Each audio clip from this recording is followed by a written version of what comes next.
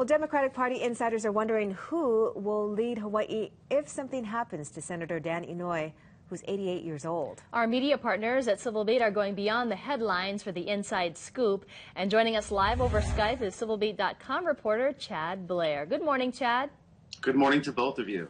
So I recently asked Mazie Hirono about the possibility of her being the senior senator if Senator Inouye should leave, and she just dismissed any notion of Senator Inouye retiring. So the politicians aren't saying anything publicly, but what are the insiders saying? Well, what the insiders say is that they're worried that the senator you mentioned is 88 years old.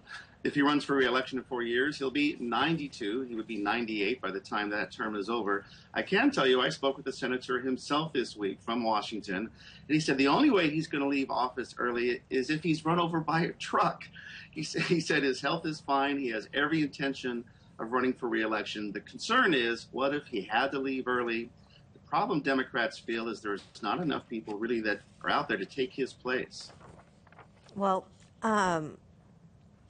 Governor Abercrombie says he is going to run for governor again. You think there'd be any serious challenges from within the Democratic Party in that race? Well, you know, it's not unheard of. There have been challenges in the past, particularly from lieutenant governors and others. And by the way, I'm not saying Brian Schatz is going to challenge Governor Abercrombie. I don't think that's the case at all.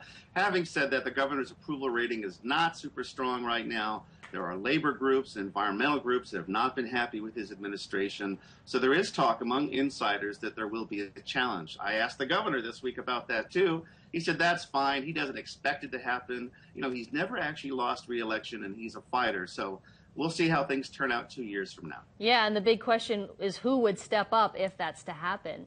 Chad, turning to another story, the East-West Center just completed a study on climate change, and the news isn't good for Hawaii. What's the report saying? It's bad news all over, I'm sorry to say. The report says the temperatures are going to be warmer, that the sea levels are going to rise, that there's going to be less fish, that coral is going to be bleached, and that there will be less fresh rainfall. And this is all because of global warming. Unfortunately, that would be really bad for indigenous populations and certainly for Hawaii as well, including our tourism industry. Sorry for the bad news. Well, I'm hoping there's some kind of good news somewhere in that report.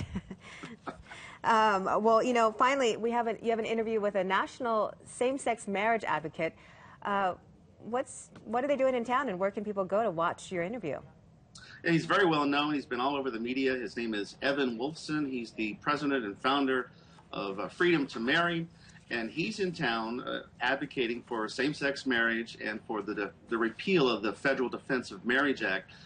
Gay advocates say that Hawaii might be the next state for gay marriage, and there's already some activity here locally to push legislation here in the legislature. Evan Wolfson will be joining Civil Beat live at 12:30 today. We'll be interviewing him for 30 minutes on our website, civilbeat.com, and we will be taking your questions as well. So join us if you can. All right. I know Civil Beat's been following that issue, and you can find the complete stories that we just discussed on civilbeat.com. Chad, thanks for joining us, and great to see you. You too. Thanks, KITV. It's now 6:38. We'll be right back.